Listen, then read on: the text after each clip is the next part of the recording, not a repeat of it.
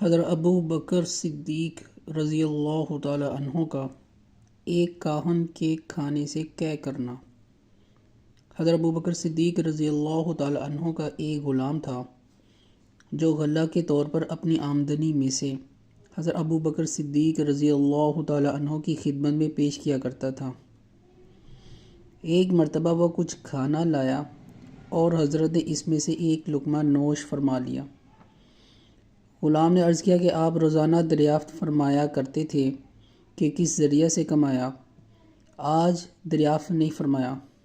آپ نے فرمایا بھوک کی شدت کی وجہ سے دریافت کرنے کی نوبت نہیں آئی، اب بتاؤ۔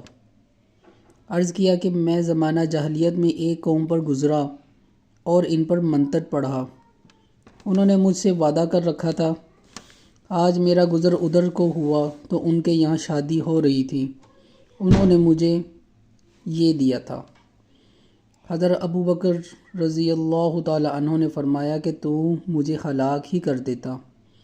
اس کے بعد حلق میں ہاتھ ڈال کر کیا کرنے کی کوشش کی، مگر ایک لقمہ وہ بھی بھوک کی شدت میں کھایا گیا نہ نکلا۔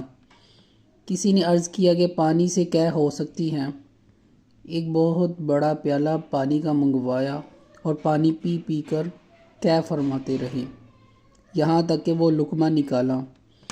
کسی نے عرض کیا کہ اللہ آپ پر رحم فرمائے، یہ ساری مشقت اس ایک لقمہ کی وجہ سے برداشت فرمائی۔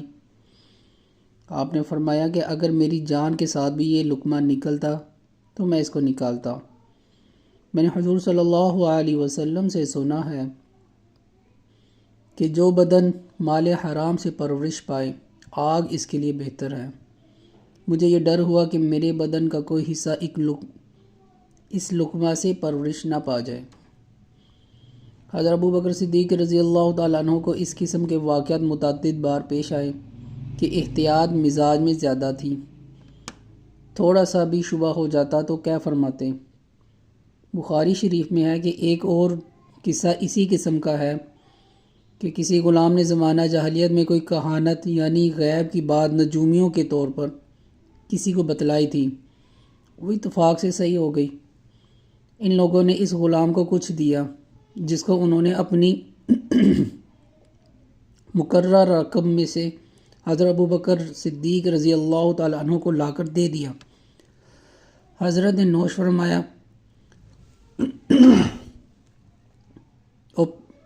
اور پھر جو کچھ پیٹ میں تھا سب کیا کر دیا۔ ان واقعات میں غلاموں کا مال ضروری نہیں کہ ناجائز ہی ہو، دونوں احتمال ہیں، مگر حضرت ابو بکر صدیق رضی اللہ تعالیٰ عنہ کی کمال احتیاط نے اس مشتبہ مال کو بھی گوارا نہ کیا۔ اللہ پاک ہمیں حضرت ابو بکر صدیق رضی اللہ تعالیٰ عنہ کے نقش قدم پر چلنے کی توفیق عطا فرمائے۔